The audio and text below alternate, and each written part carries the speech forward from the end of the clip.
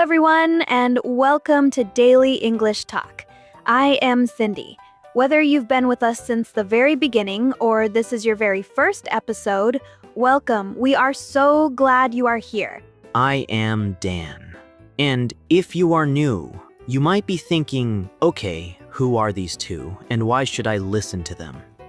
Fair question. So let's start with a quick introduction. Cindy, tell our new listeners a little about yourself. Sure. By day, I work at a busy marketing agency. My job is to figure out creative ways to connect brands with the right people through campaigns, content, social media, you name it. I am also, as regular listeners know, a total night owl. My brain doesn't fully wake up until about 10 a.m., so I've had to get very strategic about when I do what kind of work. And outside of the office, I write novels.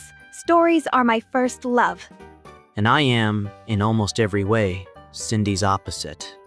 I am a chef at a French restaurant, and I am a full-on early bird, up at 5 a.m., walking through the park, thinking about the day's menu before most people have even dreamed about breakfast.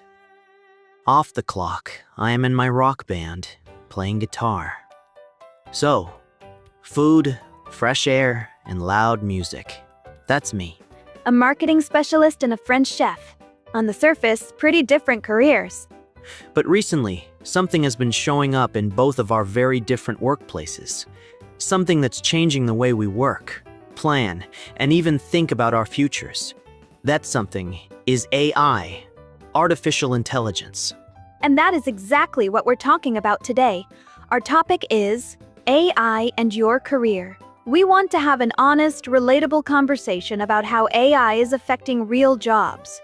Not just tech companies, but marketing agencies, restaurant kitchens, and everything in between. And here is what we really want you to take away. AI is not something that's coming someday. It's here now. So the question isn't will it affect your career?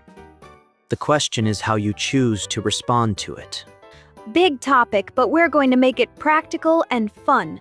Before we dive in, please hit subscribe and give us a thumbs up if you find this helpful. It genuinely makes a difference. All right, Dan, let's go.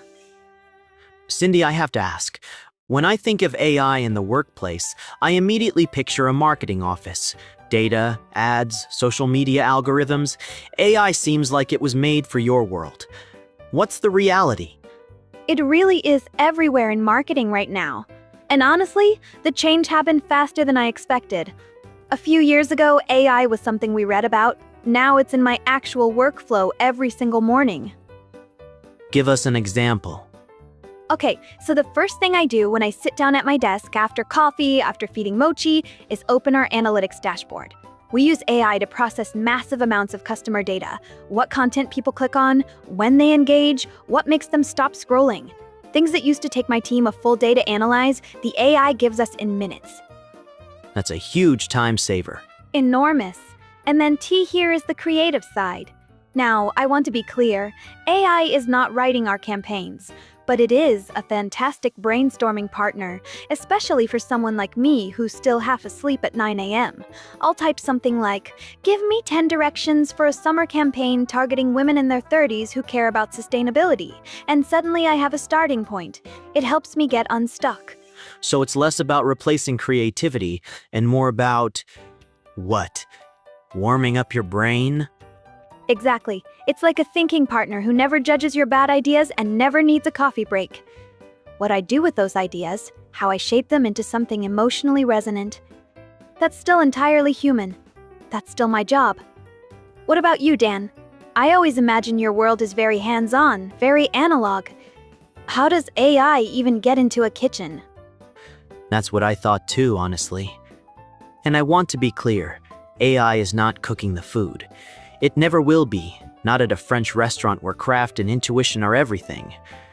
But behind the scenes, the business side of running a restaurant has genuinely changed. How so? The biggest one is inventory management and demand forecasting. We used to predict how many customers were coming based on gut feeling and experience. Now we have a system that analyzes historical data, local events, the weather forecast, even nearby holidays, and gives us a realistic prediction for each day of the week. So you know whether to prepare for 60 covers or 120 covers. Precisely. Which means I know exactly how much duck breast to order, how much truffle, how much cream. Before, we either wasted food or ran out, both of which are disasters in this business. Now, waste is down significantly, and I am spending far less time on paperwork and spreadsheets. So it frees you up. That's the best way to put it. The AI handles the logistics so I can focus on what no algorithm can replicate. The creativity of developing a new dish, the leadership of running a kitchen team, the intuition of knowing when a sauce needs just a little more time. This brings me to something I think about a lot, especially as someone who writes fiction on the side. People ask me, Cindy, if AI can generate a story in 10 seconds, why do you still bother? And I get it, it's a fair challenge. It is. How do you answer it? I tell them that a story isn't just a sequence of events, it's an emotional experience. When I write a scene about loneliness or the complicated feeling of loving someone who doesn't quite understand you, that comes from living, from heartbreak I've actually felt, from awkward conversations I've actually had, from watching my cat curl up next to me on a hard night. AI doesn't have any of that. It can pattern match what emotional writing looks like, but it can't generate genuine feeling, and readers feel the difference. That's really beautifully put. I feel something very similar with music. In our band, we could theoretically use software to generate a perfect drum track, metronomically flawless. But what makes our drummer, Kenji, irreplaceable isn't his technical precision. It's the way he plays a fraction of a beat late in an emotional moment, or hits just a little harder when the song peaks. That imperfection is the human signature. And I think that's the key insight for anyone worried about their career. The goal isn't to compete with AI on its terms. It's to become more deeply human in your work, more empathetic, more creative, more present. AI is extraordinarily good at pattern recognition, repetition, and speed. What it cannot do is care. It cannot have a bad day that changes how it sees a problem. It cannot be moved by something beautiful and let that change its output. So to our listeners who are anxious, and I want to acknowledge that anxiety is completely valid.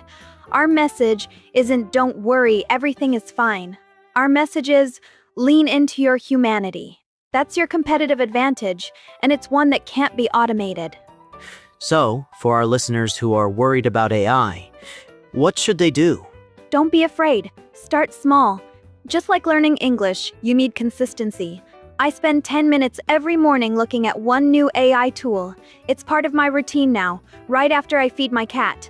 And for me, I'm learning how to use AI to translate old French cookbooks. Little by little, it's making me a better chef. That's the spirit.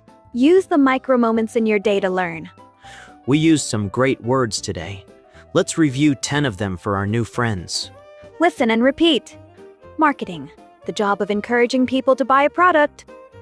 Example, Cindy works in marketing to help brands grow. Night owl, a person who is active late at night. Example, Cindy is a night owl, so she does her creative writing at midnight. Early bird, a person who gets up very early. Example, Dan is an early bird who starts his day at 5 a.m. Assistant, a person or tool that helps someone do their job. Example, AI is like a digital assistant for Cindy. Analyze, to examine something carefully to understand it. Example, AI helps analyze customer data quickly. Inventory, the stock of goods or food a business has. Example, the restaurant's inventory is managed by a smart system. Predict, to say what will happen in the future. Example, the AI predicts how many customers will visit the restaurant. Upgrade, to improve or move to a higher level. Example, learning about AI is a great way to upgrade your career. Consistency, doing something regularly so that you improve.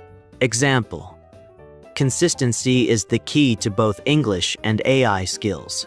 Humanity, the quality of being human. Example: I lacks humanity, so it cannot replace a chef's heart. Thank you so much for joining us for this special introduction episode. We hope you now understand a bit more about who we are and why we love talking about the future. We want to hear from you. What is your job? And are you using any AI tools yet? Even a small translation app counts. Let us know in the comments. We read every single comment, and we love learning about your lives. Keep practicing, keep learning, and don't forget to be kind to yourself. See you in the next episode. Bye for now.